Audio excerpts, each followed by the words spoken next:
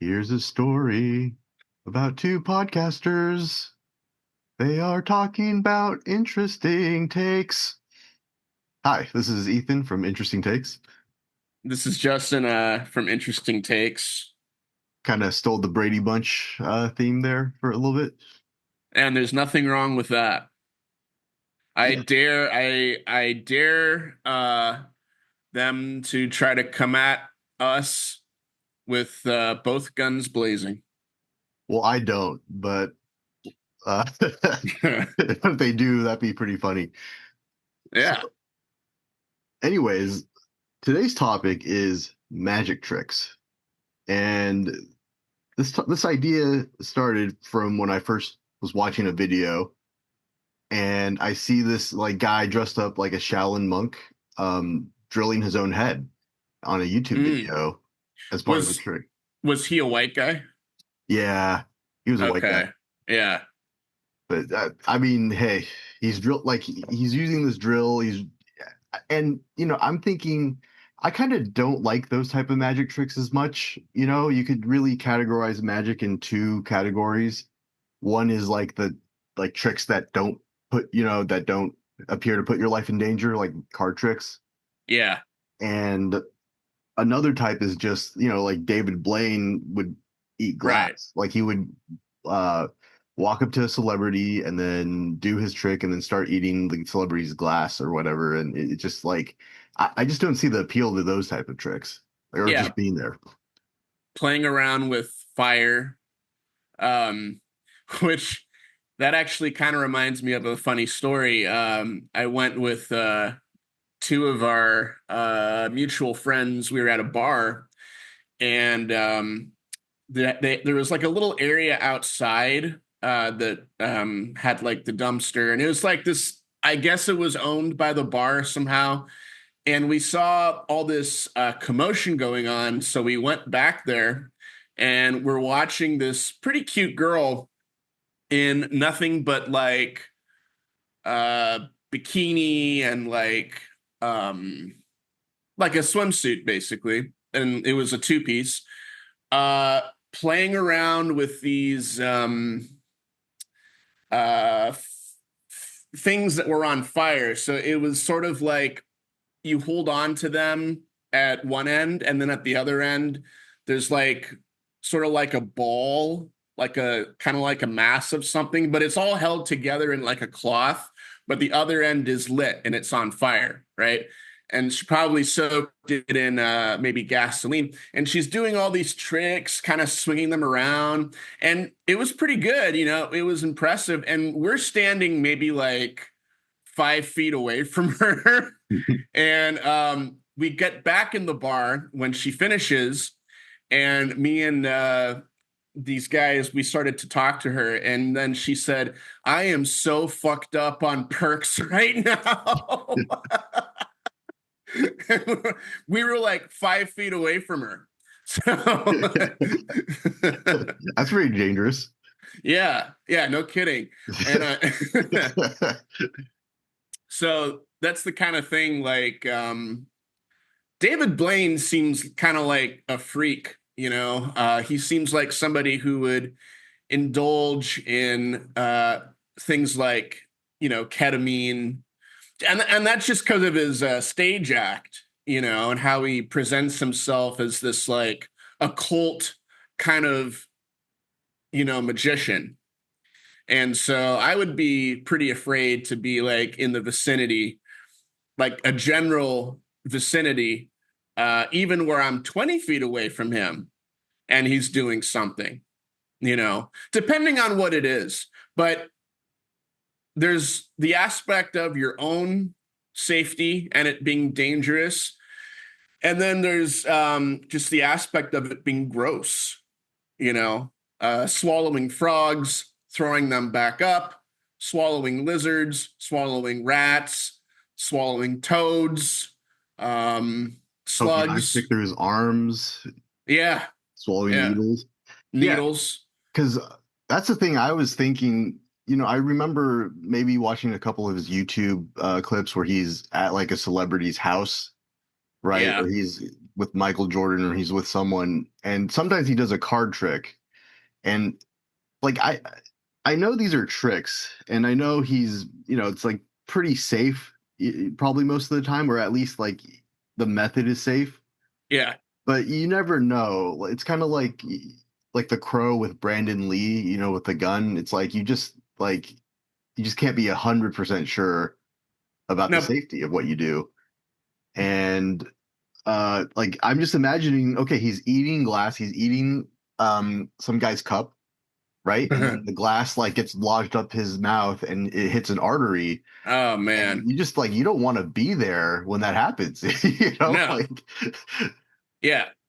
And if he suffers on your property, I wonder if he could take any kind of legal action. I mean, he voluntarily engaged in a dangerous act, but in California, I specifically remember this where I heard about like where a guy was climbing up on someone's roof because he was going to burglarize them, and the roof caved in and he fell through and landed in the kitchen on something sharp. I forget what exactly, and got pretty badly injured. And he was able to sue the homeowner for that.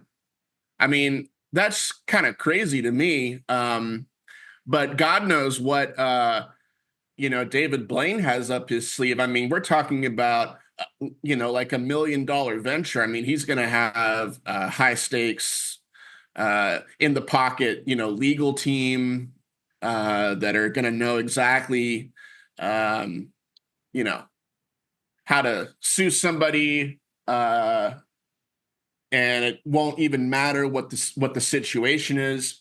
So yeah, I don't want that guy in my house eating glass. I don't want that guy in my house. He can do a card trick, but the minute that he starts to put shit in his mouth, he's got to go. I don't want anything in the mouth. The only thing you can put inside your mouth is a liquid from a bottle or a cup that you're drinking. I don't even think a liquid from a bottle because I'm sure he puts fuel in there sometimes, like a water, Oh and yeah. like that's how he shoots fire out of his mouth. And I don't want to be there when the EMT is pumping like the gas out of his lungs or Oh whatever. God. Yeah. Or even the frogs. It's like imagine you're LeBron James, you invite David Blaine over and at a party, and then there's something goes wrong with the frogs, and so the paramedics are trying to get the frogs out of his body. Yeah. And like God. imagine if you're LeBron's kids, like, oh, could we go to the living room and play NBA 2K? And LeBron would be, nope, we got to pump this the paramedics are here pumping frogs out of his mouth, so Sorry, kids. The magician that I invited over needs to have his stomach pumped. And then, I mean, like, what if the frog or the toad just got in a little too far? They can't pump it out. It's already hit the intestine, so all they can do is just wait for that to pass. So then imagine, your kids are kind of like gathered around David Blaine's butthole, sort of waiting and watching for the frog to emerge. I don't think that's how it works. Just I think there's stomach acid. I think Oh there's man, a it lot. would come out like probably dissolved. I Oh. just don't imagine the kids would gathering around David Blaine's butthole to watch for, for frogs to come out. I just don't see that as a realistic thing. As something that the father would let his kids do. I don't know, parents let their kids do a lot of stuff and watch a lot of things these days, but that's still, even in today's age, that would be a little bit too real. And yeah, definitely not something that I would want my kids to ever see. Uh, you know, Even so much as like think about, rather than doing their homework, they're thinking about, how long until the frog hits my intestine and how intact will it be when it comes out? Will I be able to recognize, you know, like a little frog finger in the turd that I drop. I don't want my kids thinking about that. Yeah, I mean, I just don't think they even have to think about that if that happens. Like, Yeah. If I'm inviting a magician over, all I want my kids to think about once he leaves is, wow, I sure do like cards. I'd like to learn some more card games, but I won't let it interfere with my studies. That's what I want them to be thinking, and like we had a nice little break for the birthday, invited David Blaine, the friendly magician, over. I think that a good litmus test that you can apply to any kind of cultural thing is, would Mr. Rogers be cool with this? And Mr. Rogers would definitely not allow David Blaine to come on his show and eat frogs, eat glass, eat the trolley. God knows what he would do.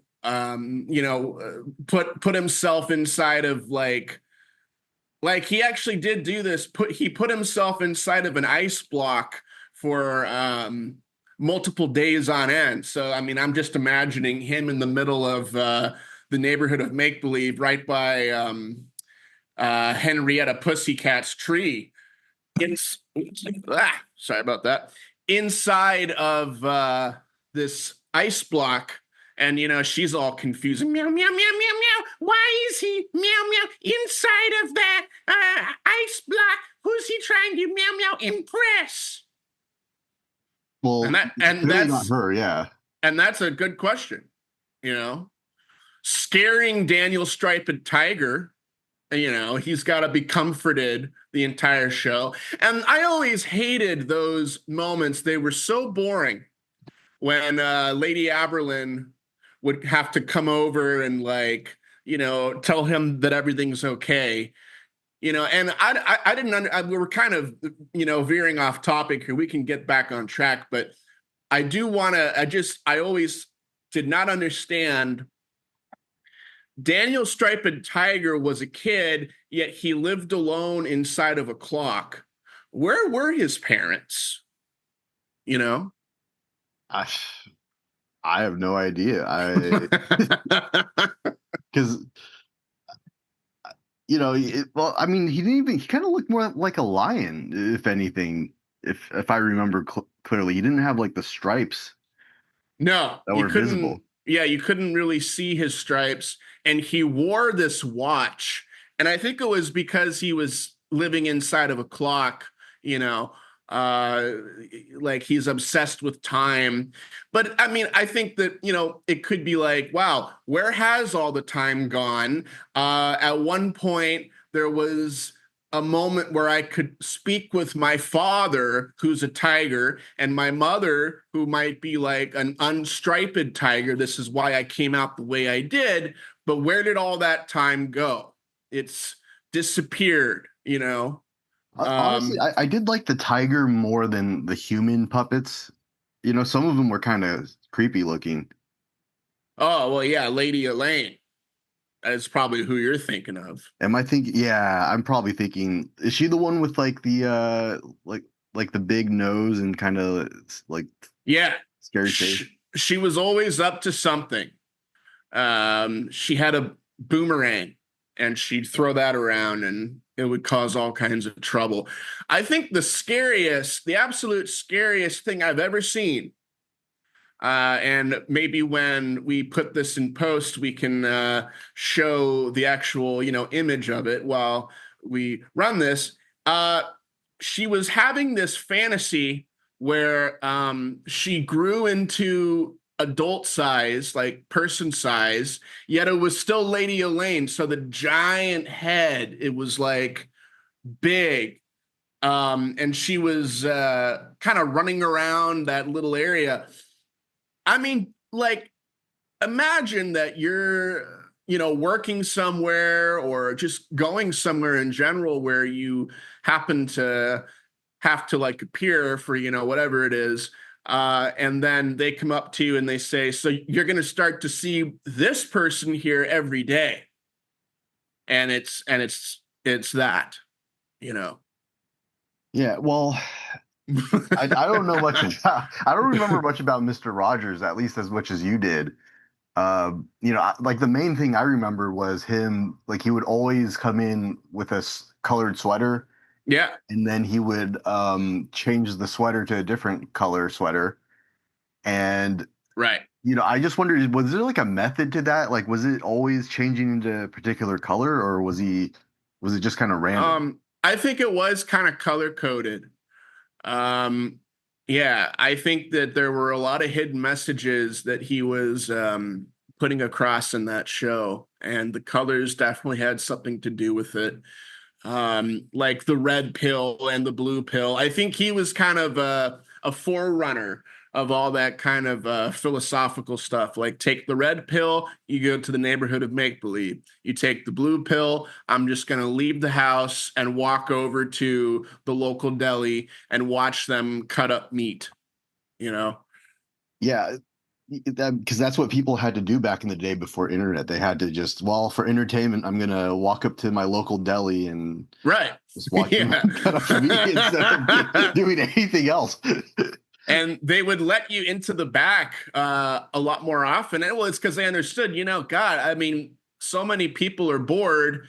Here's the guy who lives around here. He must be bored too. Why don't you come on into the back, take the cameraman with you, and let's show you how we slice up a ham. Right, and then he slices it up, and part of it falls on the floor, and they're like, "That one's yours, Mr. Rogers." Yeah. Well, one time it was very strange. He ordered a banana and asked. So he called up a restaurant, right? Mhm.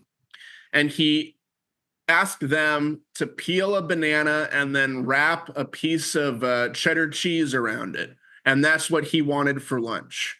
And it's like, why do you have to go to a restaurant for that? Yeah, that surcharge must be crazy. Like I always Yeah. wonder, okay, if you're buying that apple from Starbucks, are you might as well just like save yourself like $3 and buy one at the grocery store.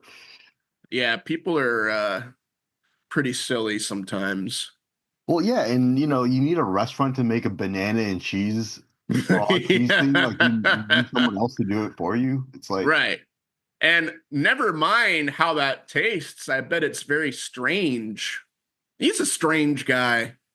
I mean, he probably, maybe he would be cool with having David Blaine on his, program. When you hear about the stuff that he liked to eat, he's eating a banana with a slice of cheese around it. David Blaine's eating a frog. You meet somewhere in the middle with that, and you have a show. You have something here. yeah. Well, speaking of David Blaine, I also remember, like you said, with the ice tricks, he used to do those. Like he would breathe, like hold his breath for a long time, or he would stand like on a small platform for like 30 hours. Yeah. And I wonder if there was just a group of people that wanted him to fall off of that pole, like that narrow, pole or whatever he was standing on. Like, I'm sure most people wanted to see him succeed and everything, but I'm sure there are people Right. that watch these dangerous magic tricks and they actually are there for people to hurt themselves. Well, it's the same people who go to NASCAR and because they want to see crashes, um, or go to see a boxing match to see one of the people just get beaten to a pulp. Getting their kicks and thrills. But do you remember Criss Angel by any chance? Yeah, he was the dude with like the long hair and the tats. Yeah, and the black fingernails. He's sort of like looked kind of like the lead singer in like a 2000s era, emo band. Now he was around, I believe, before. Well, I think David Blaine and him were doing magic at the same time, but he was known before David Blaine became a household name. And I remember watching his show as a kid and seeing him like levitate himself off the ground and slowly float over like a street. And it obviously was completely staged. And now, as a kid, I actually almost kind of believed he was doing it. But that's the kind of thing where I would want to see like some kind of a mistake happen.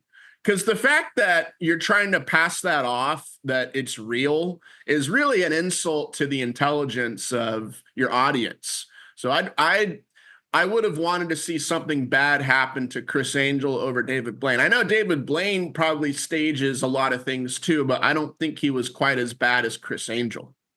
Well, I don't want to see anything like bad happen to any of them, but like maybe if Chris Angel was like floating, like a foot off the ground, and then you see, oh, like he messed up there. Yeah, I could see that. Like Yeah. it's just this whole like idea of you want to see, because okay, I'm a big fan of stunts, Yeah. dangerous stuff in like Jackie Chan, uh, doing like crazy stunts, that kind of stuff, and but when you watch it on TV or you watch it in on video VHS, I guess at the time, like they succeed. There's no real fear. They wouldn't be filming a bad take of it.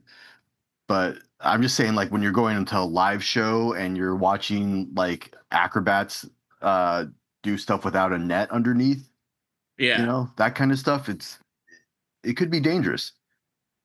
Yeah, and it's not something that I think should be encouraged with children to watch. Okay, Uh, think about it this way. Imagine you're Bruce Wayne. Okay, now picture you're Bruce Wayne. You're Batman, right? So you're busy being Batman maybe 6 days a week, yeah. right?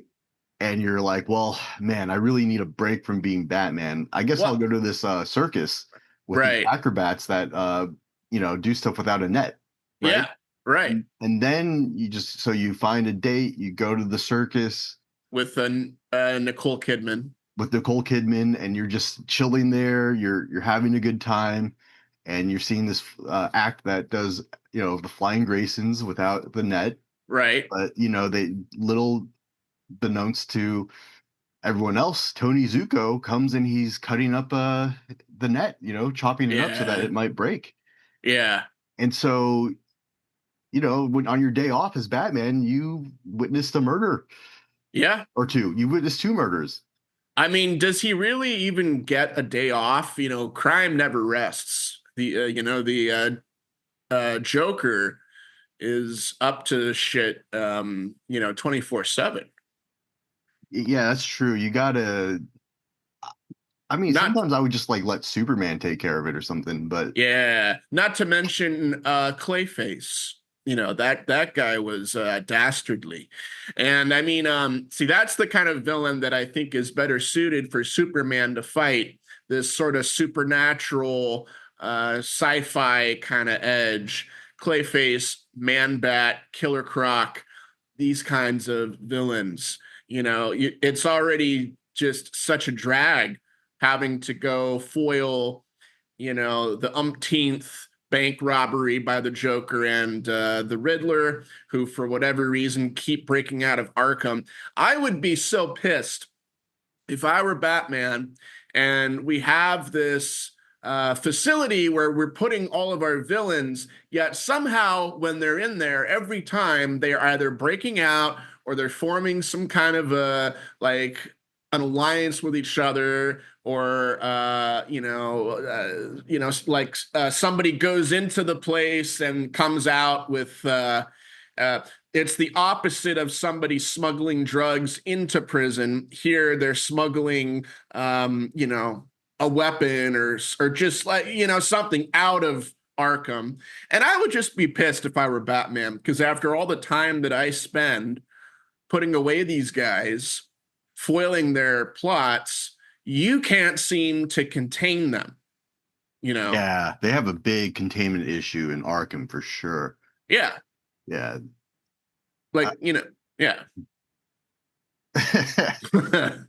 Where the hell are the resources going? You know, I mean, at some point, the taxpayers might be thinking, honestly, we might as well just get them on like murder charges on the death penalty instead of like having them plead insanity and right? allowing them to. Because at some point, you're just like, okay, enough's enough. Oh yeah, I think that they should have given Killer Croc the electric chair a long time ago. Give Man Bat the lethal injection, and give Clayface what would be a fitting? Just dry him up. Yeah, just leave him out in the sun. Yeah, just let him bake, like kind of like a clay, a clay pot. It's sort of like how the older civilizations would make stuff out of clay back in the day. They'd shape it, leave it out in the sun, and then it would form into a pot. Now, but the question is, would he still be alive, but just completely solid and frozen and not able to move, yet he can still talk? I I doubt it. I mean, I Yeah. think he's done. Because that'd be pretty funny if you had a clay pot and maybe, let's say, Clayface killed one of your children.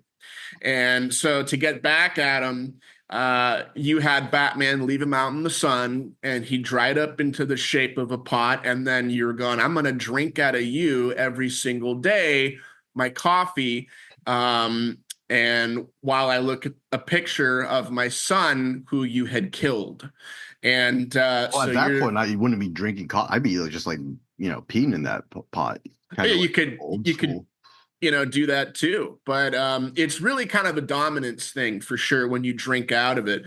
But then is he still talking to you while you're doing that? Like, boy, I sure love killing that boy. I don't know how he sounded. I don't know if he was Southern. I don't think he was. That kind of sounded more like Froghorn Leghorn. Me I too. say, I say, I say, I say I sure love killing your son. that's all, folks. I don't know. He would- So, I can't do not Daffy. What's the duck? Oh no, it is Daffy Duck. Yeah, Mhm. there's Donald Duck and Daffy Duck. Suffering succotash. Boy, I sure wish there was a child around here for me to kill. Well, Um, the Daffy voice is pretty much the Sylvester voice, except kind of modified. yeah, and with more lisping and whatnot. Yeah. Yeah. Well, Well, this has been the first segment on interesting takes, and uh, we're glad you're listening.